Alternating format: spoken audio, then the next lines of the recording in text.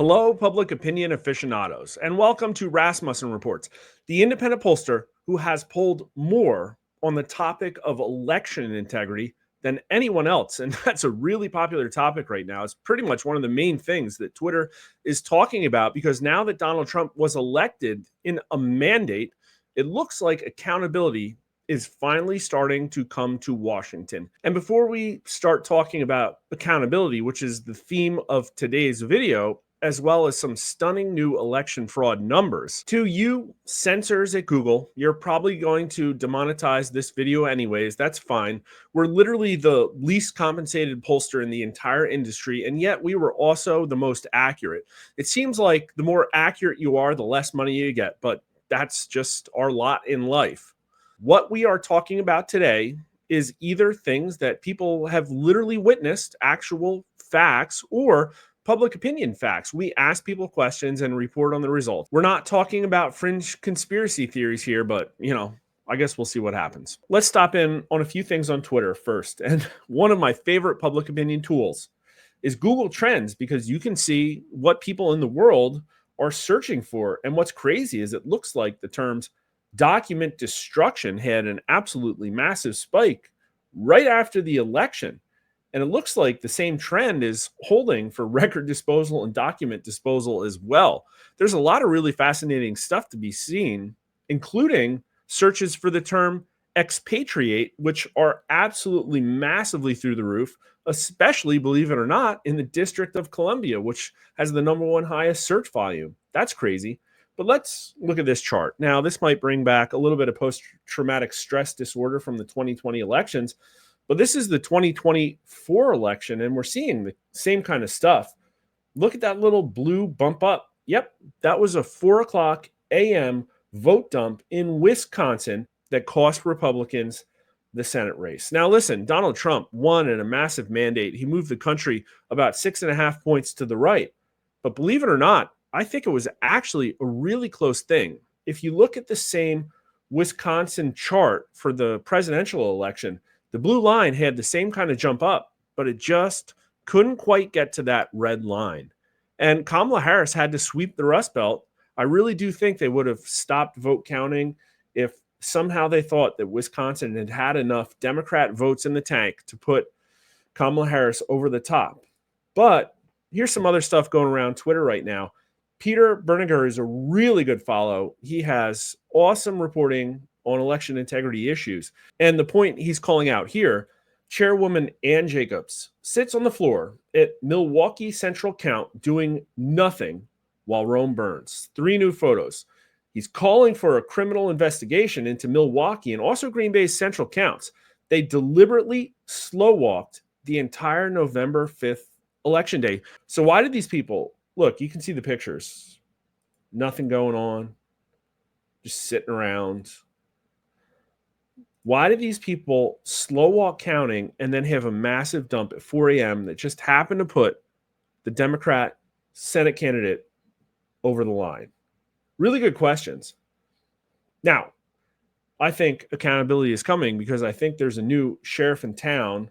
This is actually referring to a Gateway Pundit article. Lead Trump Florida attorney launches surprise forensic voter roll audit for GOP candidates ready to expose voter fraud. Now, obviously, the groundwork has already been laid. I just want you to look at some of the language here. We knew this was coming, and we've been preparing for it. In a statement issued by Peter Tickton, he emphasized the significance of this initiative. If there were illegal voters, we should be able to identify them and then work with your lawyers to provide a basis for challenging the incorrect results. This is a call out to Republicans who may have lost their elections in very questionable ways because a lot of places are still counting votes right now, basically almost 2 weeks after the election. It's really crazy. But again, I do think accountability is coming. Here are some of the other clues. First, I happen to know from somebody I talked to that the transition team is talking to people right now to lead a massive election integrity effort. But look at this. 13 days after the election, an extraordinary situation in Pennsylvania. Officials in Philadelphia and surrounding counties are ignoring the law counting illegal ballots and openly defying anyone to stop them. Yep, McCormick won, and Bob Casey Jr. is throwing everything he can at the wall to see what sticks and get over the hump because it's his Senate seat, as he's told us before. And Shapiro is doing absolutely nothing to stop it. But look at Harmeet Dillon, Trump attorney. They will be stopped. And this one is even bigger. This is metastasizing into a RICO scheme. They're talking again about Bucks County commissioner who is openly breaking the law to count invalid ballots. Chris LaCivita. They will go to jail. Count on it. This is one of the co-chairs of the Trump campaign. There will be accountability. And before we get to the crosstabs, maybe there will be accountability in the polling industry as well. And so, as we've documented very painstakingly in our videos, the entire left-leaning polling industry was shilling for Democrats this time, doing whatever they could to get Kamala Harris over the hump. It just wasn't enough. But as every day passes, we find out more and more that they did to suppress true polling. And there's a really great article out there by Matt Taibbi that goes into something I didn't even know was happening. Real Clear Politics, all they do, they're nonpartisan, and they literally just report the results that other pollsters put out. But even that is too dangerous in today's media landscape. Just so you know, this is when Wikipedia silently removed Real Clear Politics from their election results page. That's right. Wikipedia had a page that showed all of the major aggregators. Real Clear Politics was on there. Real Clear Politics was obviously the least biased of any of the ones that they were showing. And right where that yellow line is, yep, that's when Kamala Harris lost her lead and Wikipedia decided that true polling data was just too dangerous for their readers to see. And believe it or not, I think they've added them back now. So, I mean, it was a really surreptitious psychological operation. And not only that, New York Times, I think on October 31st, came out with an article attacking Real Clear Politics. Man, they got a lot of egg on their face. But more accountability may be coming because you may not know this, but Ann Seltzer of the Des Moines Register, famous gold standard pollster of Iowa, decided to retire after the biggest polling miss in probably the entire industry's history. And yet it's actually prompting the Trump team to call for an investigation into the bogus poll. Now, I'm fascinated to see what might come out of this investigation. I really don't think everything was above board there.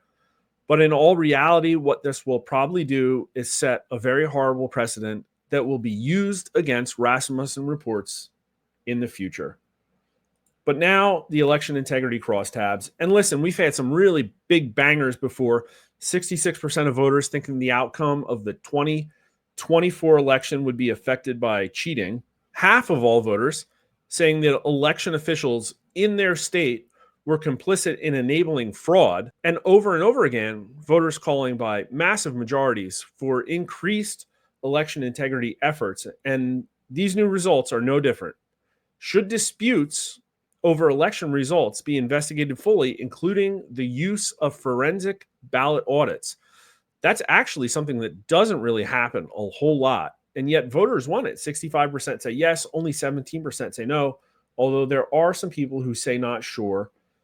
There's really no gender, age, or race signal. In fact, Black voters are more likely than anyone to say that there should be audits. And Democrats and Republicans actually agree on this, full bipartisan agreement. And actually, independent voters agree most. And usually they're the most anti-establishment folks. But let's just page through these and see who says yes the least. 65 and older voters, that's kind of fascinating. Everybody else is in the 60s or 70s. Even liberals are 61%. The income signal, education signal, Biden approval.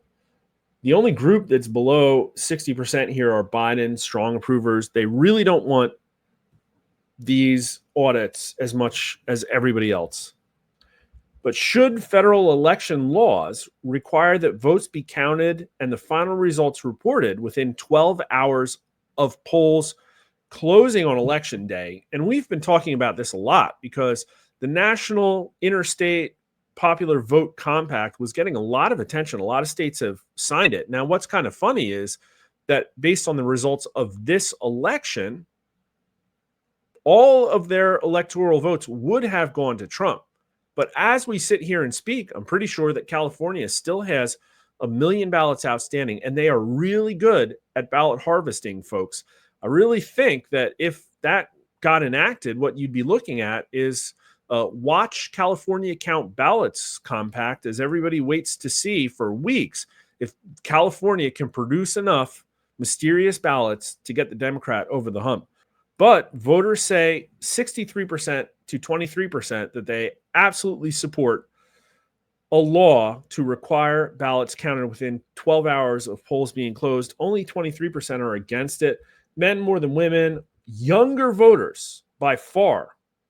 There are people more tapped into online social media, independent sources of news, and they are the most cynical here about election integrity. They say, yes, count these votes. They understand the technology. They think it can be done. Only 16% say no, but 65 and older, it's only 57% who say yes. Hispanic voters, more than anyone, says yes, 76%. 60% of white voters say yes. That's the lowest racial demographic, and probably because we're picking up a lot of liberals there. But the party signal, Republicans, 76% say yes. Only 56% of Democrats, 58% of independents. Only 44% of Biden strong approvers. They're basically split on this. But still, what a signal. 83% of Biden strong disapprovers say yes. It really is the 2020 election hanging over the country's head like a storm cloud. We've never really been able to shake it, and finally accountability is coming. But should federal election laws require the use of paper ballots? And 59% of voters say yes, only 23% are against it. And it's no signal across gender, age, race, really not even party. Even Democrats, 57% to 26%, say that laws should require the use of paper ballots. Republicans, 65%. Really, in my opinion, what it probably comes down to is accountability. And that is something I don't think the country has seen a lot of. But it looks like, again, we're entering a new paradigm where the government wasteful spending is going to be cut. People will be held accountable for their criminal behavior. Man, look at Matt Gaetz. And finally, the millions and millions of legal aliens who have poured across our border in what Americans call an invasion might be sent packing. And it looks like the mainstream media has lost all control of the narratives because Trump is putting out what they deem to be controversial picks. And everybody on Twitter is just talking about Tyson versus Jake Paul or football games. And not only that, you see CNN and MSNBC ratings absolutely implode so bad that Joe Scarborough and Mika Brzezinski actually went down to Mar-a-Lago to bend the knee. That's absolutely fascinating. What a surprise these next few years will be. I hope if you're interested in looking at it from a public opinion perspective that you'll follow us on Twitter at Rasmussen_poll, on YouTube, Rasmussen_poll, or you could go to Rumble or follow me on Twitter at Mark_R_Mitchell. And thanks for watching.